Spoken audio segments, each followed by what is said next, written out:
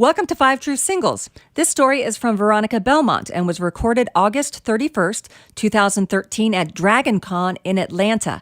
The theme was There Goes My Hero, pop culture pros tell real-life stories of good and evil.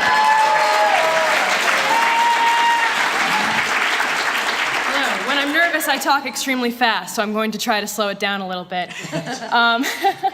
Stretch it out.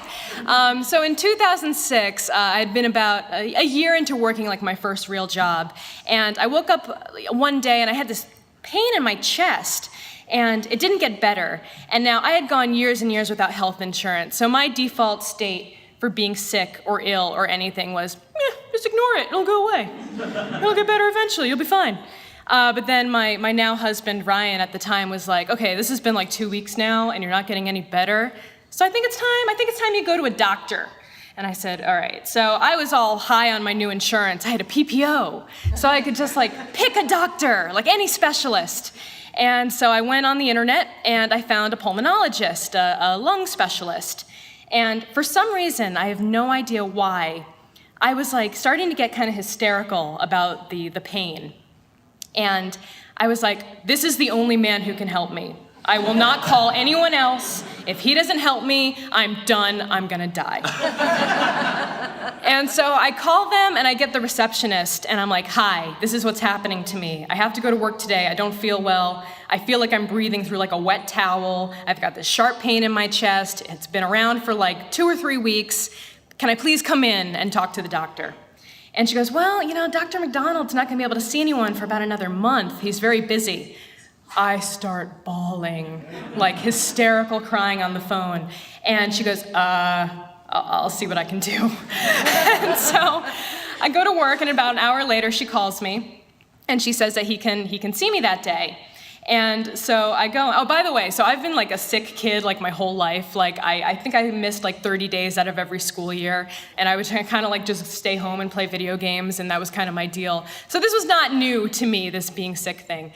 So she calls me back and she says, all right, you can come in, you can see the doctor, he can see you at noon. So I leave work, I rush out, I go to this doctor. And I tell him what my symptoms are, and he's like, okay, we're gonna send you over to the x-ray place to get some x-rays done. And I say, okay. And I go over, and I get the x-rays, and they rush them. They get them back to the doctor, later that afternoon, and he calls me around 5 o'clock, and he goes, I'm sorry to tell you this. It's one of two things. You either have a horrible infection in your lung, or you have cancer. Either way, we're gonna have to do surgery immediately. And I was like, fuck! Oh my God, I really should have gone to the doctor earlier.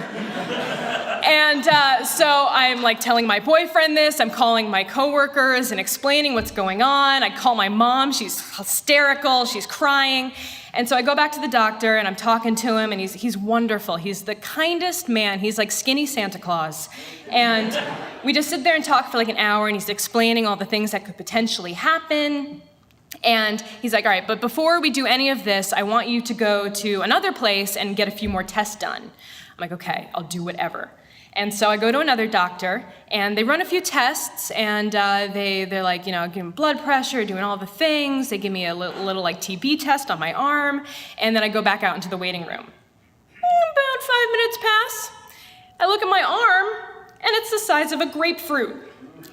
And I walk up to her, I'm like, to the receptionist desk. It's a waiting room full of people.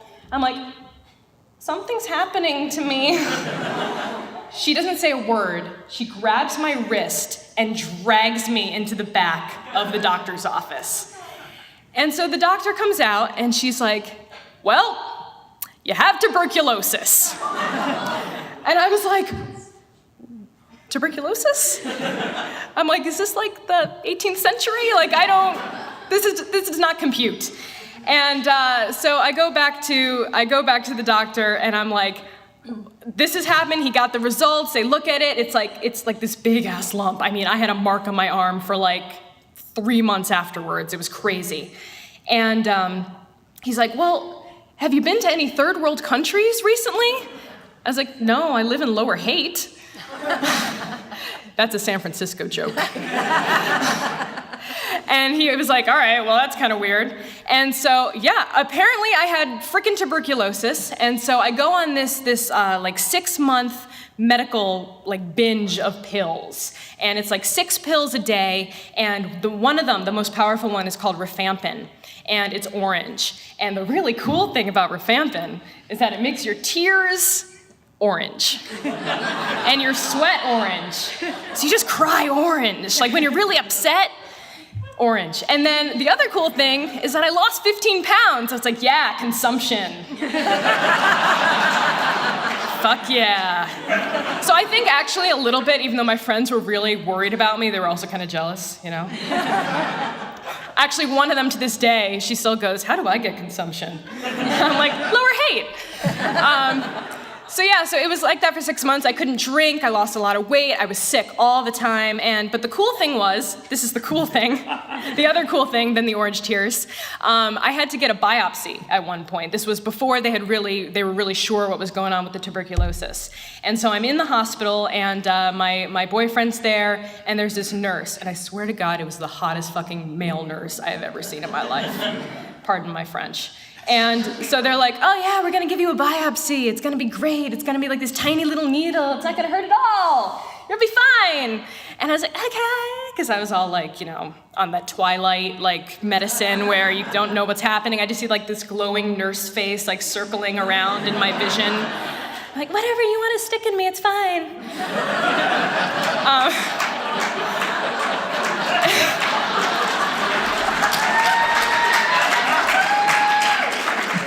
Just be quick. Yeah, it's an 8-gauge needle, by the way. I don't know if you're familiar with that. It's the size of a straw. It is the biggest needle I have ever seen in my life. Found that out afterwards, which was good. But so the weird thing is that the tuberculosis had actually shown up on the outer pleural lining of my lungs. It was on the outside of my lungs, which means I couldn't give it to anybody. So I didn't have to have any of those awkward conversations with my coworkers where you call them up and you're like, oh, hey, Tom, by the way, I have tuberculosis. Sorry, I thought I had to tell you. So they didn't have to evacuate my workplace, and I didn't have to talk to all my friends about it. So that was really good. But this doctor, Dr. McDonald, I swear, he was with me from every single step of the way. He was there at the hospital all the time. He didn't have to do that. It was just it was really special and really wonderful. My mom was always so upset about the whole thing, being in the hospital and not knowing what was really going to happen to her only daughter. And so he was just there all the time, comforting us, comforting me, really making sure that I was not going to panic through this whole situation. And I keep in touch with him to this very day because he became such an important part of my life in that short period of time. I thought I was going to die, and he talked me back from the ledge, and it was really awesome. So that's why Dr. McDonald was my hero. Thank you.